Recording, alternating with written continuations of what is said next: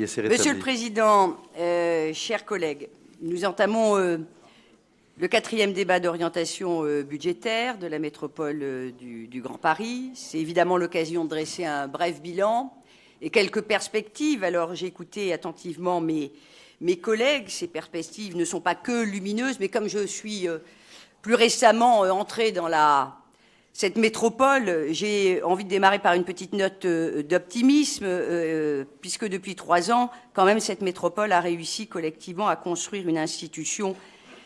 très solide dans le paysage du Grand Paris, alors qu'elle était née quand même d'une loi neutre particulièrement mal ficelée, et en tout cas, elle a su acquérir une légitimité certaine, peut-être aussi et surtout grâce à cette démarche de gouvernance partagée, et Dieu sait qu'on a l'obligation aujourd'hui de dépasser les intérêts partisans et territoriaux. Alors nous entamons notre 4e année avec une perspective budgétaire saine, même si elle est préoccupante, satisfait et merci évidemment aussi et surtout à Gilles Carrez, Jean-Yves Le Bouillonnec et Denis Badré. Cette gestion a permis à la métropole, dont vous dites souvent qu'elle est un nain budgétaire, d'investir. Mais Gilles Carrez le rappelait tout à l'heure, à sa création, la métropole n'a touché que 19 € par habitant de DGF, alors que la moyenne est de 60 € par habitant. Dans les nouvelles intercommunalités, en 3 ans, 100 millions d'euros ont quand même été investis au service des projets des communes et de leurs habitants. Alors la lecture de ce rapport d'orientation budgétaire appelle de ma part quelques brèves observations. D'abord, concernant les recettes, la croissance moyenne de la CVAE sur 4 ans, 24 600 000 € ne couvre pas, ça a été rappelé, le coût moyen de la compensation des dotations aux communes et ETP, qui est de 28 800 000 €. Il y a là, et c'est préoccupant, une véritable fragilité structurelle de la MGP qui se dégrade au fil des ans.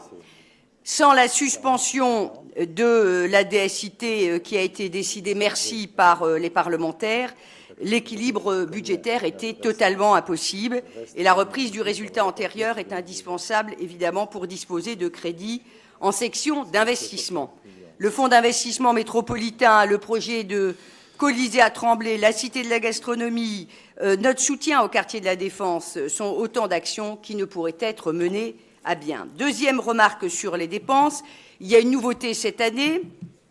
puisque seront prises en compte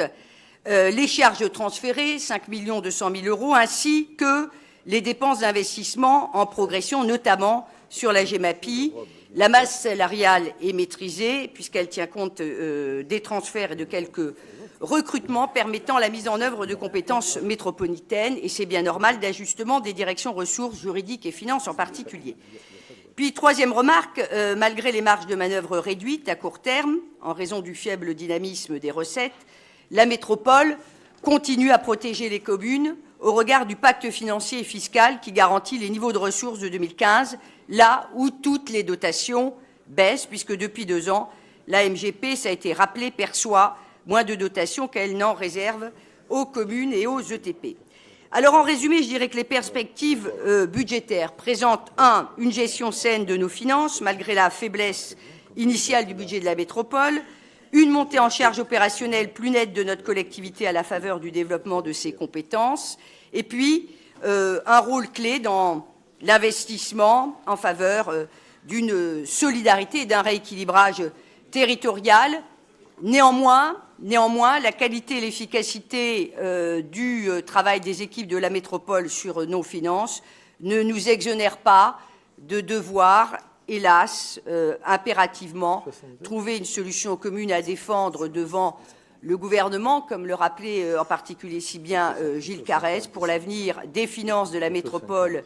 et du bloc communal, si nous voulons continuer à incarner un Grand Paris des projets et ne pas devoir devenir de simples gestionnaires, ce que nous ne pouvons et ne devons pas être. Merci.